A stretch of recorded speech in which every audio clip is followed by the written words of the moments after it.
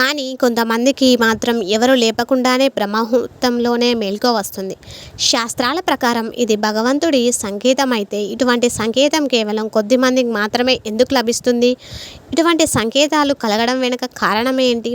ఈరోజు మనం వివరంగా చెప్పుకుందాం. పొద్దున్నే 3 గంటల నుండి 5 గంటల మధ్య సమయంలో ఎవరికైతే మహత్తరమైనది, దీన్నే మన శాస్త్రంలో బ్రహ్మ ముహూర్తం లేదా అమృతకాలం అని పిలుస్తారు. దీనిని ముహూర్తం అని ఎందుకు పిలుస్తారు అంటే ఇది అత్యంత శుభ సమయం. ప్రాచీన కాలంలో అగస్త్య మహర్షి ఈ సమయంలోనే లేచేవారు. కేవలం ఆయన మాత్రమే కాదు, ఎంతోమంది మునులు మహర్షులు కూడా జపం తపం వంటివి ఈ సమయంలోనే చేసేవారు. మనిషి తన దినచర్యను ప్రారంభించడానికి బ్రహ్మముహూర్తం సమయం అత్యంత శ్రేష్టమైనదని శ్రీకరుడు ఇచ్చిన ఉపదేశంలో సాక్షాత్తు శ్రీకృష్ణ పరమాత్ముడు చెప్పాడు. ఇక సూర్యోదయానికి ముందే లేచే వ్యక్తుల లక్షణాలు మన శాస్త్రాల్లో చెప్పబడింది. ఎవరైతే బ్రహ్మముహూర్తాలలో మేలుకుంటారో వాళ్ళు క్రమశిక్షణను పాటిస్తారు. వాళ్లకు ఎటువంటి రోగాలు రావు. సంపూర్ణ ఆరోగ్యంతో పాటు మనకు ఎప్పుడూ శాంతంగా ప్రశాంతమైన జీవితాన్ని జీవిస్తారు. నిజాయితీకి మారుపేరుగా బ్రతుకుతారు. ఏ పని చేసినా వారు పూర్తి శ్రద్ధతో చేస్తారు. ఈ బ్రహ్మముహూర్తంలో నిద్రలేచే వ్యక్తులకు రాగద్వేషాలు అనేవి అసలు ఉండవు. కపట వ్యక్తులు కూడా వీళ్లకు నచ్చరు. ఎప్పుడూ పాజిటివ్గా ఆలోచిస్తూ ఉండే తెలివైన వ్యక్తులు సూర్యోదయానికి పూర్వమే నిద్రలేస్తారు. అందుకే జనాలు కూడా అటువంటి వారిని ఎంతో గౌరవిస్తారు. వీళ్ళు ఎప్పుడూ కూడా వేరొకరి మనసును కావాలని బాధ పెట్టరు. ఇతరులతో కఠినంగా మాట్లాడరు. అంతేకాక బలహీన వ్యక్తులను చూసి అసహించుకోరు. కష్టకాలంలో తమ కుటుంబ సభ్యులని, స్నేహితులను వదిలిపెట్టరు. తల్లిదండ్రులను, పెద్దలను గౌరవిస్తారు. అంతేకాక వీళ్ళ జీవిత భాగస్వామి విషయంలోని కూడా ఎంతో ప్రేమగా, విశ్వాసంతో ఉంటారు. ఒకవేళ మీలో కూడా ఈ గుణాలన్నీ ఉన్నాయంటే మీకు కూడా ఖచ్చితంగా బ్రహ్మముహూర్తంలోనే మెలకువ వస్తుంది. ఆ అలౌకిక శక్తుల ప్రభావమే మీ జీవితం మీద చూపిస్తూ మీరు సన్మార్గంలో నడిచేందుకు దోహదపడుతూ ఉంటుంది. ఇక సూర్యోదయానికి ముందుకు లేచి మన పనులను చేసుకుంటే ఆ పనిలో విజయం ఖచ్చితంగా లభిస్తుంది. ఏ ఇల్లాలు అయితే సూర్యోదయానికి ముందే ఇంటిని శుభ్రం చేసి ఇంటి ముందు చక్కగా ముగ్గులు వేస్తుందో ఆ ఇంట్లో లక్ష్మీదేవి స్థిర నివాసం ఉంటుంది. ఇటువంటి ఇంటిలో దుఃఖం అనేది దరి చేరదు. ఎల్లప్పుడూ సుఖ సంతోషాలతో ఉంటారు. అయితే ఎల్లప్పుడూ సుఖ సంతోషాలతో ఉంటారు. ముందే లేచే వ్యక్తి సూర్య భగవానుని కృపకు పాత్రులవుతారు.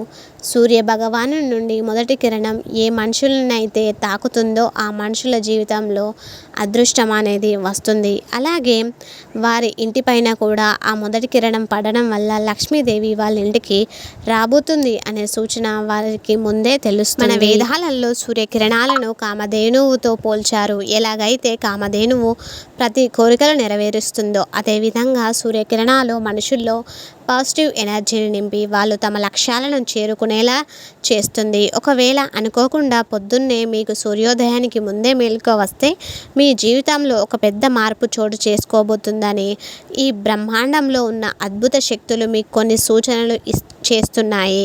ఇక ఇప్పటి నుండి మీ జీవితంలో కష్టకాలం తొలగిపోయి సుఖ సంతోషాలు రాబోతున్నాయి. మీ దుఃఖం, దరిద్రం అన్నీ నశించిపోతాయి. ఆ సమయంలో దివ్య శక్తులు అత్యంత హై లెవెల్లో ఉంటాయి. అంతేకాకుండా మన జీవితంలో పరమార్థం గురించి కూడా ఎన్నో సంకేతాలను ఈ దివ్య శక్తులు అందిస్తాయి. ఒకవేళ మధుర ధ్వనులు వినిపిస్తే మీరు మేలుకో ఉంటే అటువంటి వ్యక్తులు భగవంతుడి కృపకు పాత్రులు. మధుర ధ్వనులు అంటే గుడి గంటలు, పక్షులు కిలకిల రావాలు, సుప్రభాతం వంటివి. ఎవరికైతే పొద్దున లేచిన వెంటనే గోమాత దర్శనం అవుతుందో వాళ్ళు కూడా ఎంతో అదృష్టవంతులు.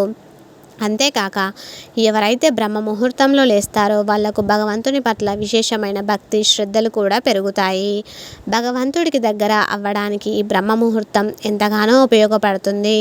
మనసులోని స్వచ్ఛమైన భక్తి శ్రద్ధలతో భగవంతుని ధ్యానిస్తే పాప వినాశనం కూడా అవుతుంది. ఆ భగవంతుడు మీతోటి ఉన్నట్టుగా కూడా మీరు అనుభూతి చెందుతారు.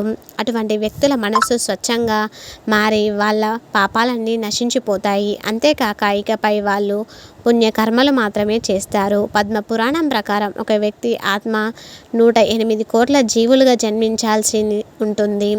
ఆ 108 కోట్ల జన్మల తర్వాత మానవ జన్మ అనేది లభిస్తుంది. ఒకవేళ ఆ జన్మల వాళ్ళు ఒక పుణ్యకార్యం కూడా చేయకపోతే తిరిగి మరోసారి 108 కోట్ల జన్మలలో ఎత్తాల్సి ఉంటుంది.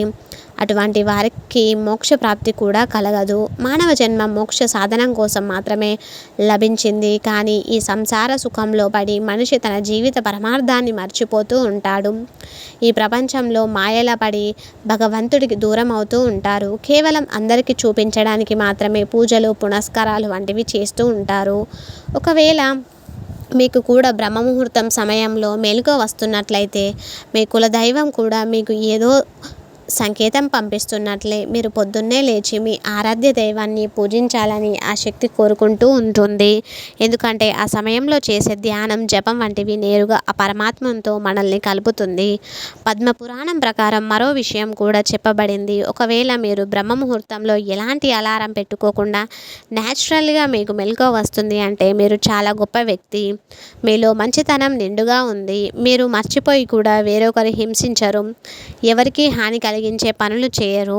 పద్మ పురాణమే కాకుండా మన హిందూ ధర్మంలో ఉన్న అనేక పురాణాలు కూడా బ్రహ్మ ముహూర్తం గురించి ఎంతో గొప్పగా చెప్పాయి. ఈ సమయంలో పాజిటివ్ ఎనర్జీ నిండుగా ఉంటుంది. ఎవరినైతే ఆ లౌకిక శక్తులు సంతోషపరచాలని అనుకుంటూ ఉన్నాయో వారికి మాత్రమే సూర్యోదయానికి ముందే మేలుకో వస్తుంది. కేవలం పురాణాలు శాస్త్రాలే కాదు, మోడర్న్ సైంటిస్టులు కూడా ఇదే విషయాన్ని నిరూపించారు. బ్రహ్మ ముహూర్తంలో ఈ బ్రహ్మాండంలో ఒక అలౌకిక శక్తి ఉంటుంది. ఆ శక్తి పాజిటివ్ ఎనర్జీని ప్రేరేపిస్తుంది.